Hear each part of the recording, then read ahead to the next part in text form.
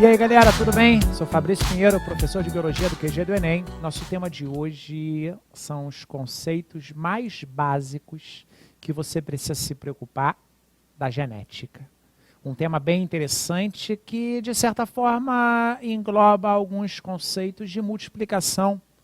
Isso faz com que algumas pessoas da parte tecnológica tenham alguma facilidade.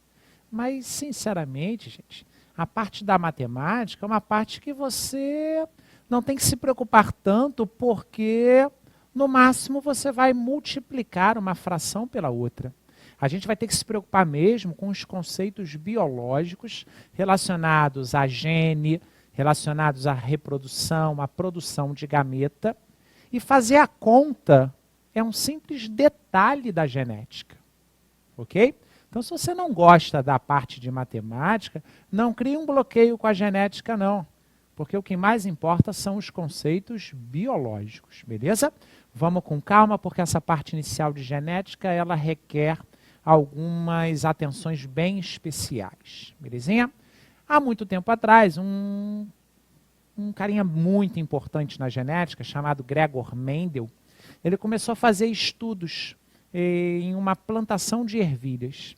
E ele percebeu que fazendo cruzamentos que ele direcionava, ele cruzava ervilhas amarelas com ervilhas amarelas e conseguia ter descendentes amarelos e descendentes verdes. Quando ele cruzava ervilhas verdes com verdes, ele percebeu que só nasciam ervilhas verdes. Isso foi intrigando ele e ele começou a fazer uma série de cruzamentos específicos e todos catalogados. E pela estatística, ele chegou a algumas conclusões bem precisas. Conclusões baseadas na matemática, mas que depois de um tempo, com a descoberta dos genes, dois carinhas muito importantes na biologia, um deles chamado Watson e o outro chamado Crick, eles perceberam, eles desvendaram os ácidos nucleicos, eles desvendaram o material genético. E a partir desse momento, quando foi associado o conceito de gene ao conceito descrito por Mendel, a genética começou a ser muito bem explicada. E qual é a parte inicial que a gente precisa se preocupar da genética? Dá uma olhadinha, ó. Perceba que nós temos aqui o que é chamado de primeira lei de Mendel, podendo ser chamado também de lei da segregação ou monohibridismo.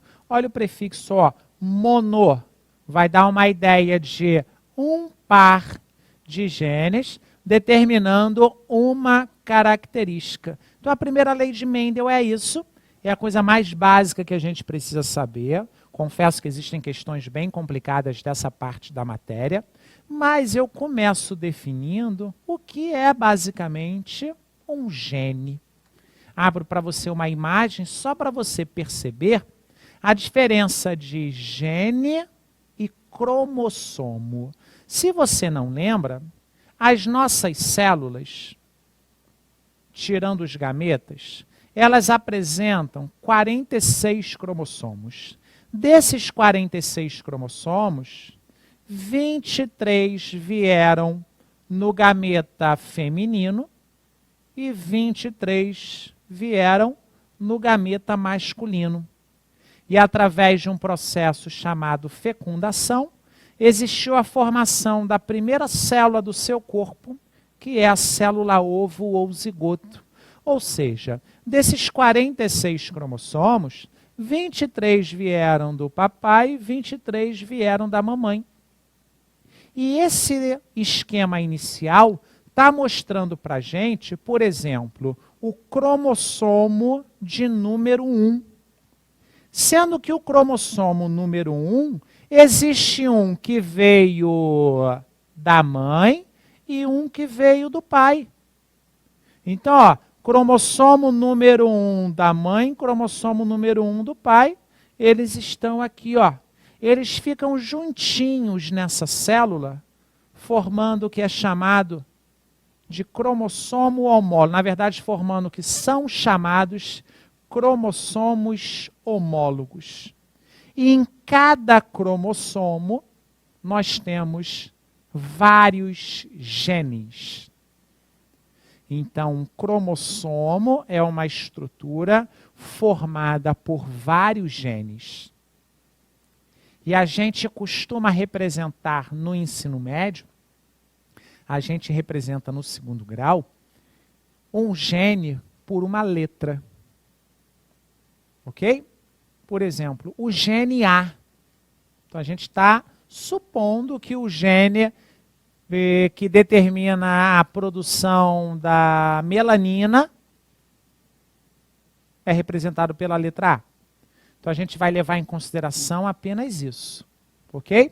Então eu chamo mais uma vez a atenção no desenho para você perceber que esse esqueminha inicial está mostrando para a gente 2 cromossomos, número 1, sendo que um veio da mãe e um veio do pai. E perceba aqui ó, que na mesma altura nós temos um gene. Eu vou só por convenção chamar o gene que está à esquerda de Azão e à direita de Azinho. Então eu estou partindo do princípio que o Azão veio da mãe e o Azinho veio do pai. Podia ter sido o contrário. E ó, vou partir do princípio que aqui embaixo também tem outro gene. Eu posso ter ó, o Bzinho que veio da mãe e o Bzinho que também veio do pai. Então, cada gene a gente representa por uma letra. Mas o que é um gene? É uma sequência de DNA que determina a formação de um RNA. Para facilitar a sua cabeça, um gene é uma sequência de DNA que em algum momento vai ser usado para ser produzido uma proteína. Ok? Só que é muito importante a gente pensar que na genética, os genes vieram do pai e da mãe e eles vão interagir. E é justamente essa interação que determina as suas características. E aí, eu partindo para a parte prática da genética, volta para a imagem, perceba. Eu vou observar aqui apenas o gene A, porque eu estou na primeira lei de Mendel. Eu quero apenas estudar um par determinando uma característica. E o que eu vou fazer aqui? Eu vou representar pela cor vermelha um cromossomo que tem o gene Azão e vou representar pela cor azul um cromossomo que tem o Azinho. Perceba que o gene é o A. E eu posso utilizar o termo ó, alelo. O que seria o alelo? Eu tenho o alelo Azão, mas também tenho o alelo Azinho. Então, o alelo seria a letra maiúscula e a letra minúscula do gene, porque o gene é a letra A. E o que a gente observa que acontece nas células? Quando uma célula for dar origem a duas, a gente observa que vai ocorrer um processo de duplicação. Eu não sei se todos lembram, mas antes de qualquer divisão celular, mitose ou meiose, uma célula, para dar origem a duas ou para produzir gametas, o material genético ele é duplicado. E o que consiste essa duplicação? Observe na imagem. Ela vai ocorrer numa fase que é chamada fase S da intérfase. Nessa fase S, a gente observa que os materiais genéticos são duplicados. Olha o que aconteceu com esse azul mais escuro. Um cromossomo simples, ele passou a ser um cromossomo duplo. Perceba que ó, essa partezinha, ela é idêntica a essa partezinha, e nós chamamos elas de cromátides irmãs. A mesma coisa aconteceu com o cromossomo simples em azul claro. Ele foi duplicado. E perceba que os dois pedaços eles se mantêm unidos. Não sei se todos lembram, mas essa união acontece por essas bolinhas que estão aqui no meio. e são chamadas de centrômeros.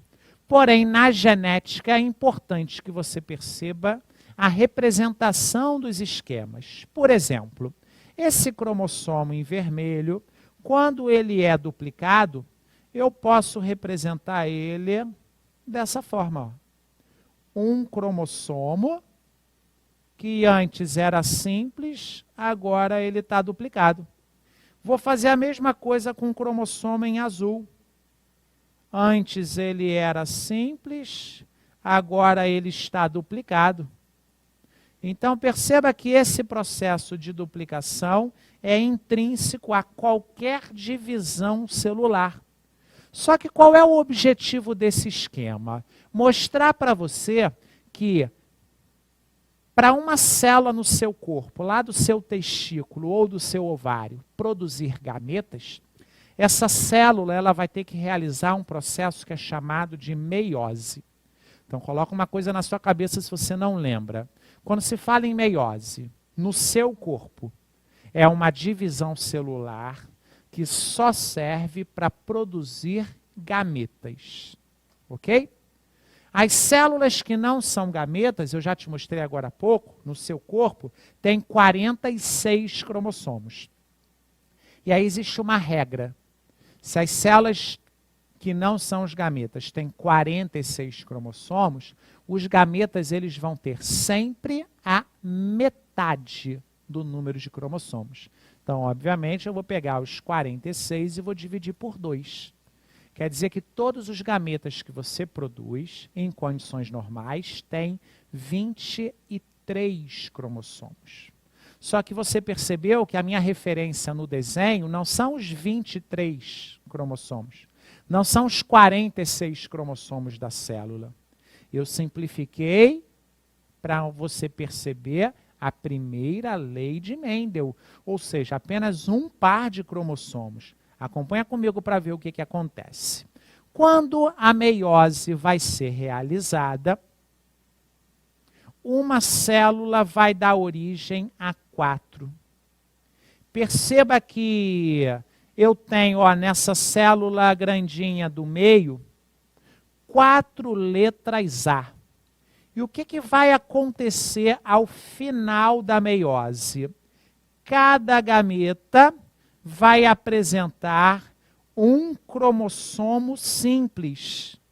Consequentemente, cada gameta, nessa primeira lei de Mendel, vai apresentar apenas um gene.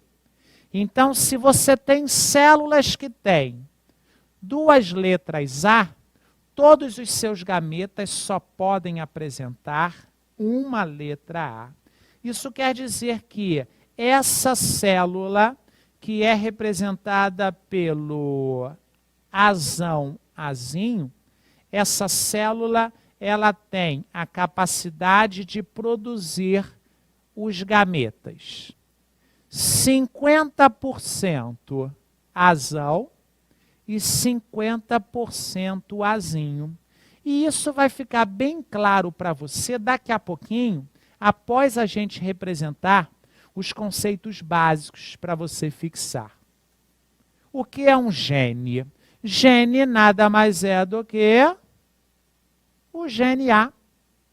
Perceba que eu não estou representando o azão nem azinho, é apenas a letra A.